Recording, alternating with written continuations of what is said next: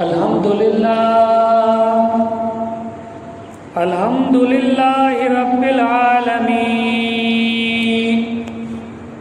الصلاۃ والسلام علی سید الانبیاء والمرسلین وعلی عباد اللہ الصالحین اعوذ باللہ من الشیطان الرجیم بسم اللہ الرحمن الرحیم ان اللہ وملائکتہ یصلون علی النبی یا ایہا الذین آمنوا صلوا علیہ وسلموا تسلیما صدق اللہ العظیم۔ ہر ابتدا سے پہلے، ہر انتہا کے بعد ذات نبی بلند ہے، ذات خدا کے بعد دنیا میں احترام کے قابل ہیں جتنے لوگ، میں سب کو مانتا ہوں مگر مصطفیٰ کے بعد۔ آج ربیع الاول کا پہلا جمعہ ہے۔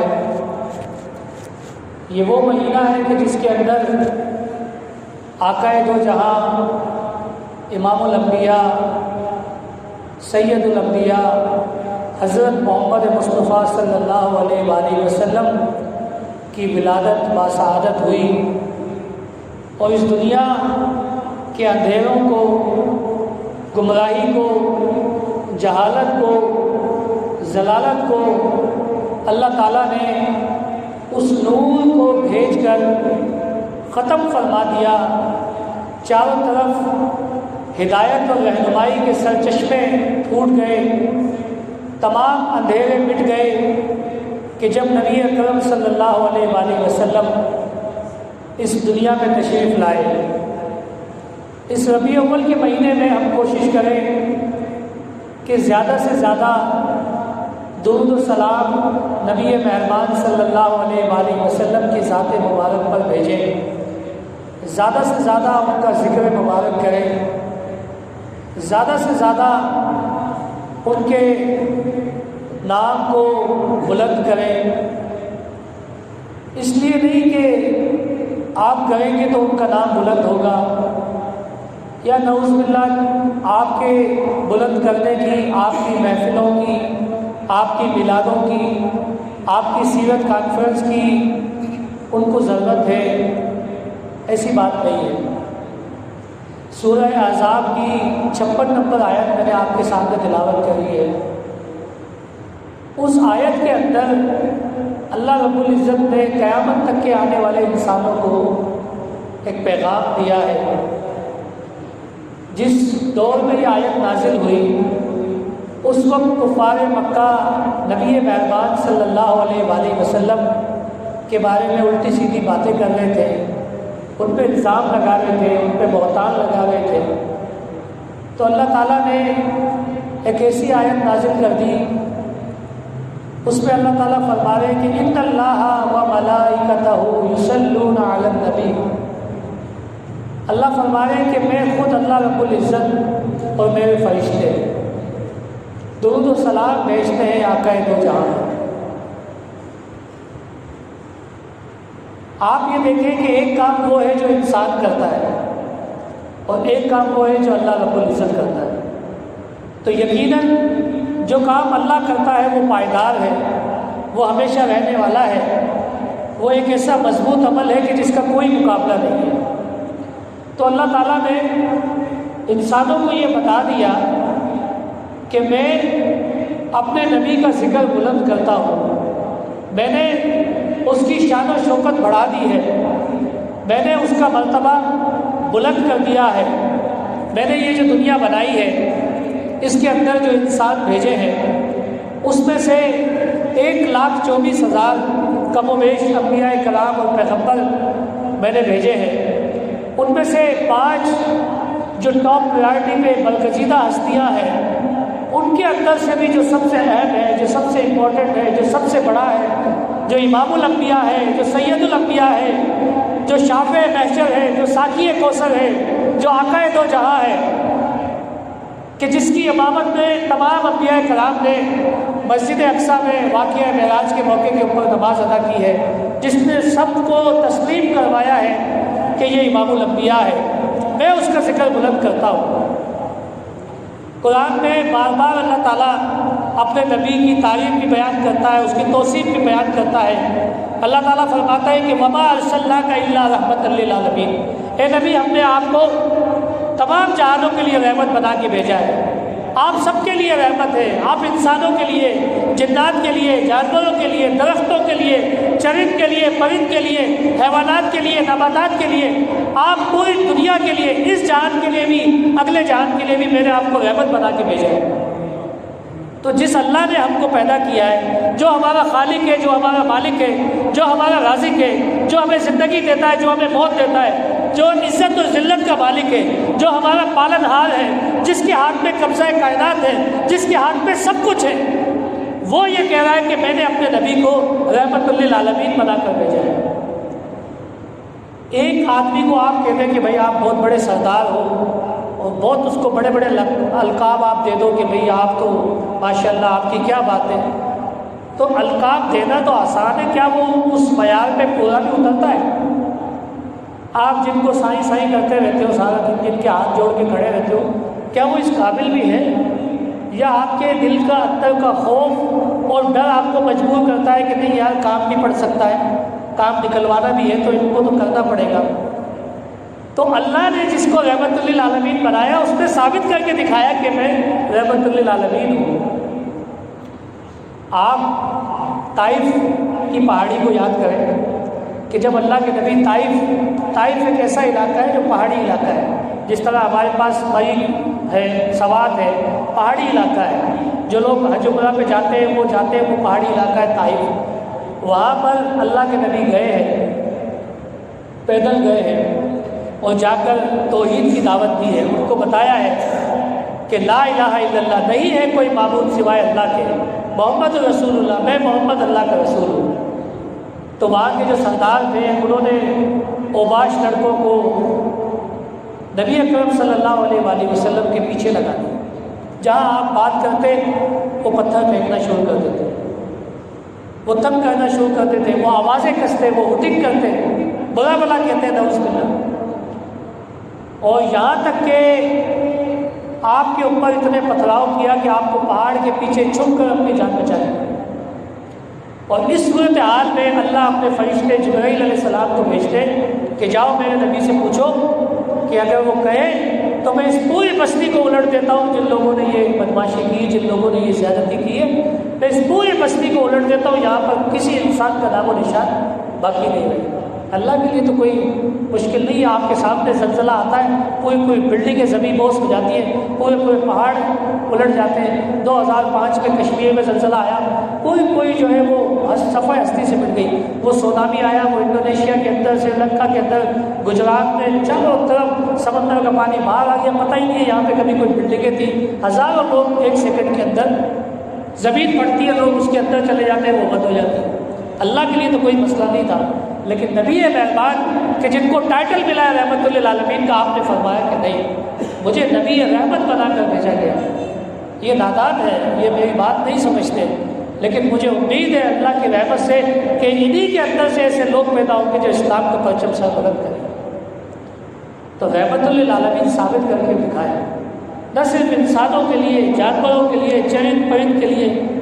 آپ نے دیکھا کہ ایک آدمی جو ہے وہ چڑیا کے جو گھونسلے کے اندر سے وہ انڈے جو ہے چھوٹے چھوٹے بچے ان کو اٹھا کر لے کے جا رہے ہیں، اس کو منع فرمایا آپ نے کہ بھئی یہ کیا کر رہے ہو آپ، معصوم بچوں کو آپ ان کی ماں سے جدا نہیں کرو۔ ایک آدمی مرغی لے کے جا رہا ہے، اس کو لٹکا کے ہم لاتے ہیں نا وہ پاؤں سے باندھ کے، فرمایا یہ اس طرح سے نہیں لے کے جاؤ، جانوروں کے ساتھ بدسلوکی، ڈنڈے مارنا، یہ کرنا منع فرمایا۔ تو اللہ کے نبی تو ہر ایک چیز کے لیے رحمت ہے، بلا وجہ پودا لگا ہوا اس کو اکھاڑ دیا، اس کو کچل دیا، احتیاط کر دیا آپ کو۔ اللہ کے نبی کا حکم ہے، نبی رحمت کا حکم ہے کہ آپ نے جو ہے اس طرح سے نہیں کہ بس جو دل میں آیا آپ نے کر دیا، نہیں۔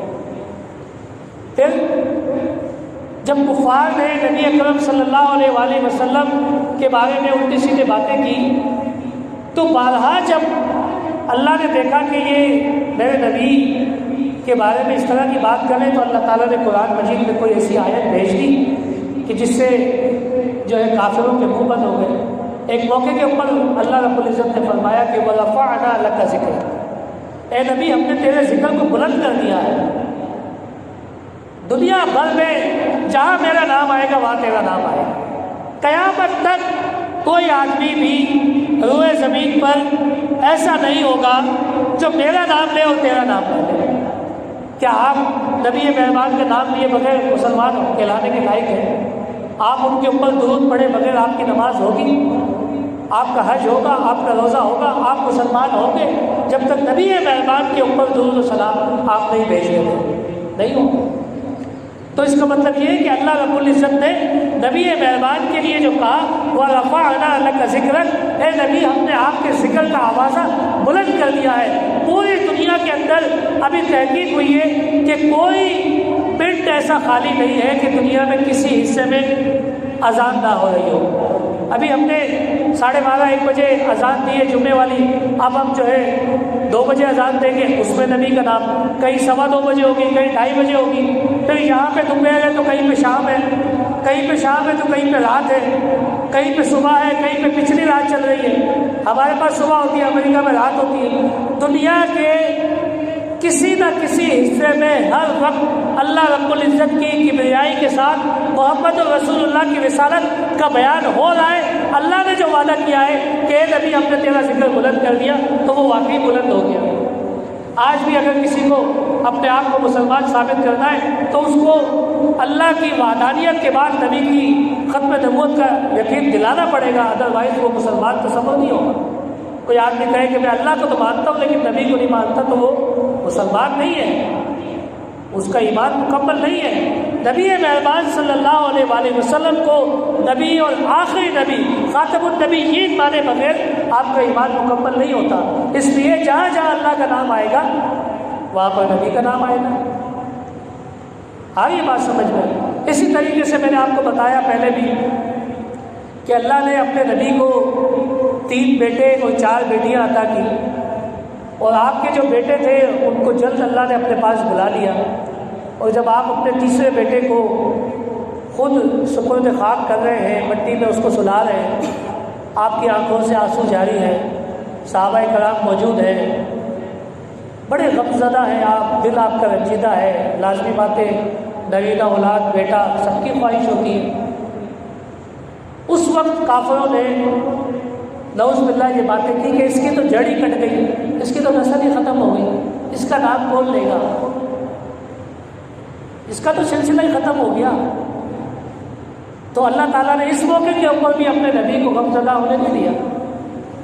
اس موقع کے اوپر بھی اللہ کے نبی نے اِنَّا أَعْطَيْنَاكَ الْكَوْثَرَ فَصَلِّ لِرَبِّكَ وَانْحَرْ إِنَّ شَانِئَكَ هُوَ الْأَبْتَرُ، اے نبی ہم نے تجھے حوض کوثر عطا کر دیا، تو مالک ہے اس کا، تیری مرضی کے بغیر کوئی جنت میں جا نہیں سکتا۔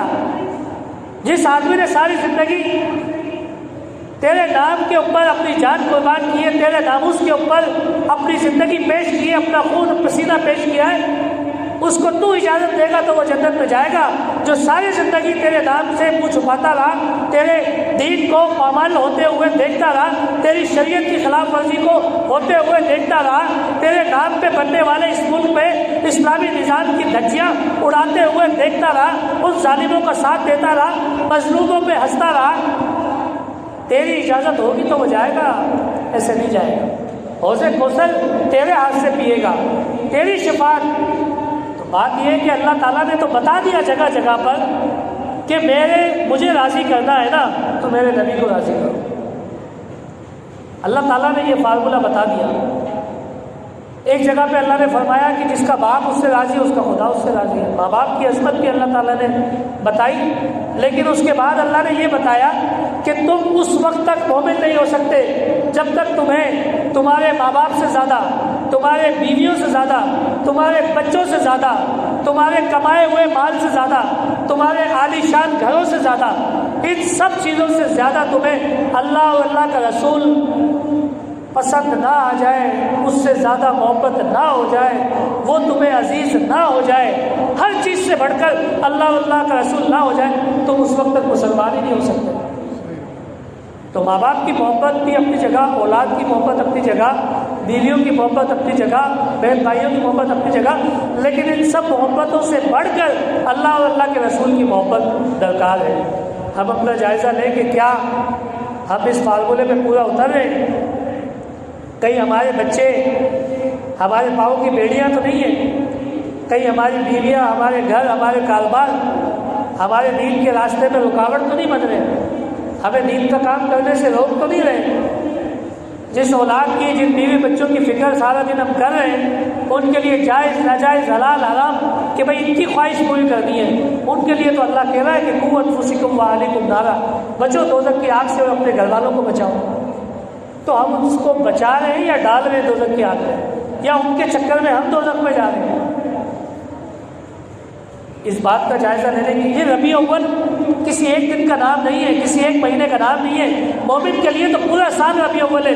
کیا نبی مہربان صرف ربیع اول کے اندر ہمیں منانا ہے ان کا دن؟ صرف ربیع اول میں ہم نے یہ اعلان کرنا ہے کہ یہ ہمارے نبی ہیں؟ کیا درود و سلام کا یہ سلسلہ صرف ربیع اول میں ہوگا؟ نہیں، یہ تو مسلمان کی پوری زندگی کا کام ہے کہ وہ پیدا ہونے سے لے کے مرد تک نبی مہربان صلی اللہ علیہ وآلہ وسلم کی تعریف اور توصیف بیان کرے، ان کی حمد و ثنا بیان کرے، ان کے اوپر درود بھیجے، ان کے اوپر سلام بھیجے، ان کی کبریائی، اللہ رب العزت کی کبریائی کے ساتھ نبی مہربان کی شان کو بیان کرے۔ یہ تو مسلمان کے اوپر فرض ہے، اس کے بغیر تو اس کا اسلام نامکمل ہے۔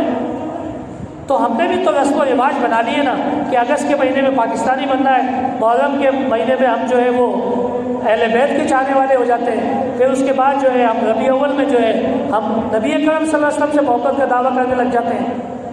تو اسلام جو ہے مکمل ضابطہ حیات ہے۔ ادخلوا فی السلم کافہ، دین میں پورے کے پورے داخل ہو جاؤ۔ یہ نہیں ہے کہ اس مہینے میں یہ، اس مہینے میں یہ، اس مہینے میں یہ، ایسے نہیں ہے۔ ایک لمحہ بھی اگر آپ کے دل میں نبی کی محبت سے بڑھ کر کسی اور کی محبت آ جائے تو آپ ایمان سے خالی ہو گئے۔ تو مومن کا کام تو یہ ہے کہ وہ پورا سال نبی مہربان پر درود و سلام بھیجے گا۔ آپ کو تو فرض کر دیا نا، آپ نماز پڑھ رہے ہیں نا، تو نماز کے اندر درود کے بغیر آپ کی نماز مکمل ہو رہی ہے۔ جب تشہد میں آپ بیٹھ رہے ہیں، سلام پھیرنے کے لیے بیٹھ رہے ہیں، تو آپ کو درود پڑھنا ہے نا، اس کے اندر پڑھنا ہے نا، اس کے بغیر نماز کیسے ہوگی؟ آپ کی ہوگی کہ نہیں ہوگی؟ آپ پوچھ لیں، کسی عالم سے پوچھ لیں کہ بھئی میں نبی پہ درود بھیج رہا ہوں نا، التحیات میں ایھا النبی کا ذکر کر رہا ہوں، تو میری نماز ہو جائے گی؟ کیسے ہوگی آپ کی نماز؟ تو آپ کے لیے تو یہ لازم کر دیا ہے۔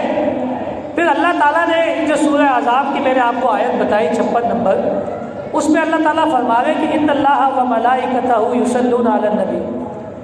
اللہ نے ایک کام کر کے دکھا دیا آپ کو کہ میں خود اللہ، اس کائنات کا خالق، نبی مہربان پہ رحمتیں برساتا ہوں، اس کی برکتیں برساتا ہوں اس کے اوپر، اور میرے فرشتے سارا دن اس کے اوپر درود و سلام بھیجتے ہیں، اس کے لیے دعائیں کرتے ہیں، اس کو مقام محمود پہ پہنچانے کی دعائیں کرتے ہیں، اس کو بلند ترین مرتبہ ملنے کی دعائیں کرتے ہیں، اس میں سلام بھیجتے ہیں۔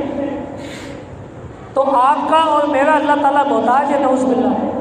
جب اللہ بھیج رہا ہے، اس کے فرشتے بھیج رہے ہیں، تو آگے اللہ تعالیٰ یوں کیوں کہہ رہا ہے کہ یا ایھا الذین آمنوا، اے لوگوں جو ایمان لائے ہو، اے لوگوں جنہوں نے کلمہ طیبہ پڑھا ہے، اے لوگوں جو اسلام کے دعوے دار ہو، اے لوگوں جو اپنے آپ کو امت محمدی کا سمجھتے ہو، آپ یہ سمجھتے ہو کہ شریعت محمدی ہمارے لیے ہے۔ جو لوگ بھی یہ دعویٰ کرتے ہیں، جو لوگ بھی یہ بات کرتے ہیں کہ ہم امت مسلمہ ہیں، ہم نبی کی امت ہیں، تو ان کو یہ کہا گیا یا ایھا الذین آمنوا صلوا علیہ وسلموا تسلیما، کہ تم بھی درود و سلام بھیجو۔ جب اللہ بھیجتا ہے، اس کے فرشتے بھیجتے ہیں، تو تم کیوں نہیں بھیجتے؟ اللہ کے نبی نے فرمایا کہ بدبخت ہے وہ شخص، بخیل ہے وہ شخص کہ جس کے سامنے میرا نام آئے اور وہ سلام نہ بھیجے۔ تو آپ دیکھیں کہ ہماری تو زبانیں گنگ ہو جاتی ہیں، ہمارے منہ بند رہتے ہیں، نبی کا نام آتا رہتا ہے، ہم خاموش رہتے ہیں، کیوں نہیں درود پڑھتے؟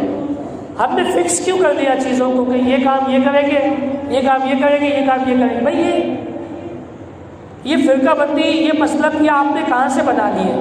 یہ تو قرآن ڈائریکٹلی اہل ایمان کو مخاطب کر رہا ہے۔ آپ شیعہ ہو، سنی ہو، دیوبندی ہو، اہل حدیث ہو، یہ مسئلہ نہیں ہے۔ قرآن آپ کو ایڈریس کر رہا ہے۔ قرآن وہ کتاب ہے، ذالک الکتاب لا ریب فیہ ھدی للمتقین، یہ وہ کتاب ہے جس میں کوئی شک و شبہ نہیں ہے، اور یہ متقین کے لیے ہدایت ہے، رہنمائی ہے۔ کتاب ہدایت آپ کو کہہ رہی ہے، اللہ رب العزت کا کلام آپ کو کہہ رہا ہے کہ میں اللہ اور میرے فرشتے اپنے نبی کے اوپر درود بھیجتے، تو تم کیوں نہیں بھیجتے بھائی؟ تمہاری زبانیں کیوں گم ہو گئی ہیں؟ اور جب اللہ کا نبی کلیئرلی یہ بتا رہا ہے کہ جب میرا نام آئے اور جو آدمی مجھ پہ درود نہ بھیجے وہ بخیل ہے، بدبخت ہے، وہ اللہ کی رحمت سے محروم ہو جائے گا۔ تو آپ اپنا جائزہ لیں کہ آپ بھیجتے ہیں، جب اللہ کے نبی کا نام آتا ہے تو آپ ان پہ درود بھیجتے ہیں؟ اگر نہیں بھیجتے تھے تو بھیجنے لگ جائیں آج سے۔ بہت سارے کام انسان غلط فہمی میں، کم علمی کی بنیاد پر نہیں کرتا، یہ سمجھ لیتا ہے کہ نہیں بھائی یہ تو جو ہے وہی کریں گے، ہمارا کام تھوڑی ہے۔ تو بھائی یہ سب کا کام ہے، یہ اللہ تعالیٰ نے کلیئر آپ کو کہا ہے۔ اگر آپ تھوڑی بہت بھی عربی سمجھتے ہیں، اردو سمجھتے ہیں، یا ایھا الذین آمنوا، اے لوگوں جو ایمان لائے ہو، صلو علیہ وسلموا تسلیما، کہ آپ بھی درود و سلام بھیجو اپنے نبی پر، کیوں نہیں بھیجتے؟ باقاعدہ کلیئر انسٹرکشن ہے، حکم ہے اللہ کا کہ بھیجو۔ میں بھیجتا ہوں، میرے فرشتے بھیجتے ہیں، اور کب سے بھیجو یہ پتہ نہیں، یہ لکھا ہوا ہے کہ میں اتنے سالوں سے بھیج رہا ہوں۔ آج 1501 سال ہونے والے نبی اکرم صلی اللہ علیہ وآلہ وسلم کی ولادت باسعادت کو، 1450 سال ہو گئے اس قرآن عظیم و شان کو آئے ہوئے۔ تو اللہ قرآن میں کہہ رہا ہے کہ میں بھیجتا ہوں، کب سے بھیجتا ہوں؟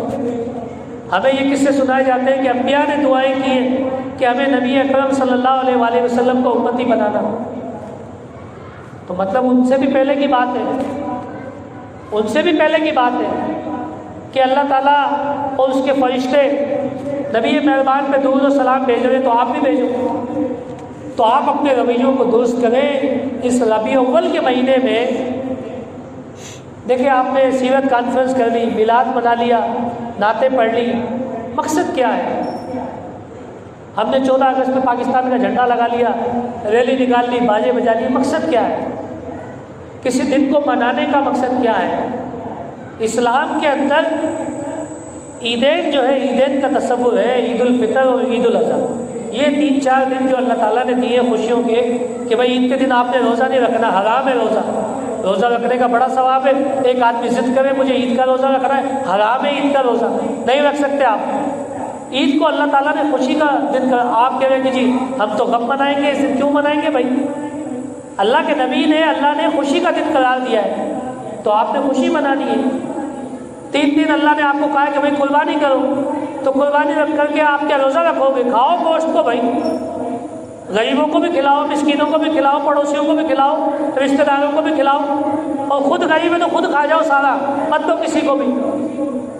نہیں بھائی، خود غریب ہو، گھر میں 20 آدمی ہیں، ایک چھوٹا سا بکرا کاٹا ہے، پورا سال بکرا نصیب نہیں ہوتا، کھا لو بھائی، اللہ کے نبی آپ کو اجازت دے رہے، قربانی کرو۔ لیکن ایام کو منانے کا مقصد یہ نہیں ہے کہ ہم اس دن تو ہمارا عشق جو ہے آسمانوں پر ہے، کہ آج تو بس ہم ایسی تیسی کر دیں گے، جو حکم کرو، اگلے دن پھر وہی۔ نہیں، یہ نہیں ہے۔ اللہ کے نبی نے جو نظام قائم کیا، جو ریاست مدینہ قائم کی، وہ ایک دن کے لیے نہیں، ایک مہینے کے لیے نہیں، کسی دن کو منانے کے لیے نہیں، بلکہ پوری زندگی ادخلوا فی السلم کافہ، پورے کے پورے دین میں داخل ہو جاؤ۔ کسی ایک دن کا مسئلہ نہیں ہے، ایک موقع کا مسئلہ نہیں ہے، ایک جو ہے مہینے کا مسئلہ نہیں ہے، یہ پوری زندگی کا معاملہ ہے۔ آپ نے پوری زندگی نبی اکرم صلی اللہ علیہ وآلہ وسلم کی پیروی میں گزارنی ہے، ان کی اتباع میں گزارنی ہے۔ اور جب تک مسلمان قرآن کے ساتھ نبی مہربان کی سیرت کے ساتھ، ان کے دامن کے ساتھ لگے رہے، اللہ تعالیٰ نے تمہیں کیسر و کسرا فتح کر کے دیے، تم سے باب خیبر اکھڑوایا، تم سے جو ہے تمہارے اندر صلاح الدین ایوبی پیدا کیے، تمہارے اندر طارق بن زیاد، موسیٰ بن نصیر، ٹیپو سلطان، محمد بن قاسم، شہاب الدین غوری، محمود غزنوی، ایسے ایسے سپہ سالار، خالد بن ولید جیسے ایسے ایسے صحابہ کرام، ایسے ایسے مجاہد، ایسے ایسے اہل بیت اطہار، ایسے ایسے لوگ پیدا کیے جو اسلام کی پہچان تھے۔ اور پھر دیکھا آپ نے کربلا کے اندر دیکھا ان نبی کے بیٹوں نے ایسی قربانی دی کہ قیامت تک انسان سوچتا رہے کہ یار یہ واقعہ کیسے ہو گیا، کس طرح کوئی آدمی اپنے 6 مہینے سے بچے سے لے کر اپنے بڑے سے بڑے آدمی کو اللہ کے نام پر، اللہ اس کے رسول کے دین کے غلبے کے لیے، دین اسلام کے لیے، دین کو بچانے کے لیے، شریعت محمدی کے نفاذ کے لیے کس طرح کوئی آدمی اپنا پورا خاندان قتل کروا سکتا ہے، کس طرح کوئی آدمی اپنے آپ کو نیزے پہ اچھلوا سکتا ہے۔ ایسے ایسے کردار اللہ نے پیدا کیے، لیکن کب تک؟ جب تک آپ نے قرآن اور اللہ کے نبی کے دامن کو پکڑ کے رکھا۔ اس لیے اقبال تو کہتا ہے نا کہ تھے تو آبا وہ تمہارے ہی، مگر تم کیا ہو، ہاتھ پر ہاتھ دھرے منتظر فل۔ تمہارے باپ دادا نے تو بہت کارنامے کیے، تمہارے بڑے قصے ہیں، تم نے کیا کیا آج تک؟ تم میں سے کوئی ایک آدمی تو بتائے کہ میں نے یہ کیا، دین اسلام کی خاطر میں نے یہ قربانی دی ہے، اس پاکستان کی خاطر، اس امت مسلمہ کی خاطر میں نے یہ قربانی دی ہے۔ کب تک تم بڑوں کے قصے سناؤ گے؟ تمہارا اپنا کیا ہے؟ تمہارا ذاتی کردار کیا ہے؟ تم تو 2 آدمی کے محلے میں لڑائی نہیں چھڑا سکتے، تم تو گھر میں صلاح نہیں کرا سکتے۔ تو بھائی بات یہ ہے کہ یہ ربیع الاول کا مہینہ یاد دلاتا ہے کہ آپ نے پورا سال نبی مہربان کی سنتوں پر عمل کرنا ہے، اس کی سیرت کے مطابق اپنی زندگی گزارنی ہے۔ اس قرآن کو جو نبی مہربان پہ نازل ہوا تھا اس کو اپنے سینے میں اتارنا ہے۔ بار بار ہم اس ممبر سے بات کرتے ہیں کہ قرآن کو پڑھو، قرآن کے ترجمے کو پڑھو، قرآن کے حقوق بیان کرتے ہیں کہ پہلا حق اس کا یہ ہے کہ آپ اس پر ایمان لائیں کہ یہ اللہ کی کتاب ہے۔ پھر آپ کو یہ ایمان لانا ہے کہ جو کچھ اس میں لکھا ہے لا ریب فیہ، اس میں کوئی غلطی نہیں ہے، کچھ غلط نہیں ہے، کوئی شک نہیں ہے، سب کچھ سچ ہے۔ پھر آپ نے اس کی تلاوت کرنی ہے، پھر آپ نے اس کو سمجھنا ہے، پھر آپ نے اس پہ عمل کرنا ہے، اور پھر آپ نے اس کے نظام کے لیے جد و جہد کرنی ہے۔ تو ہم تو تلاوت سے آگے بڑھ ہی نہیں رہے، ہم تو تلاوت سے آگے بڑھ ہی نہیں رہے۔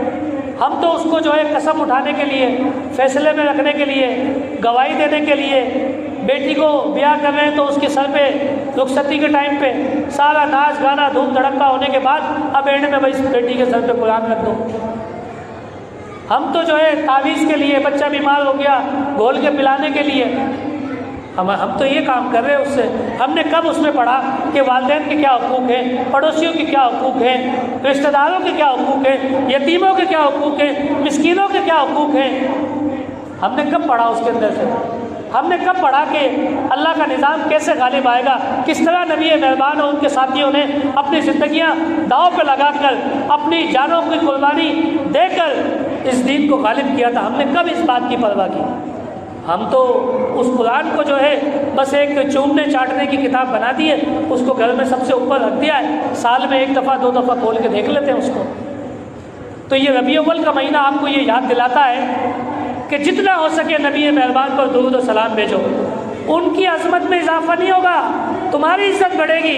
ان کی عزت کے لیے تو اللہ نے فرما دیا وَرَفَعْنَا لَكَ ذِكْرَكَ، اے نبی ہم نے آپ کا ذکر بلند کر دیا۔ اِنَّا أَعْطَيْنَاكَ الْكَوْثَرَ فَصَلِّ لِرَبِّكَ وَانْحَرْ إِنَّ شَانِئَكَ هُوَ الْأَبْتَرُ، اے نبی ہم نے تجھے حوض کوثر عطا کر دیا، تیرا دشمن جڑ کٹا ہے۔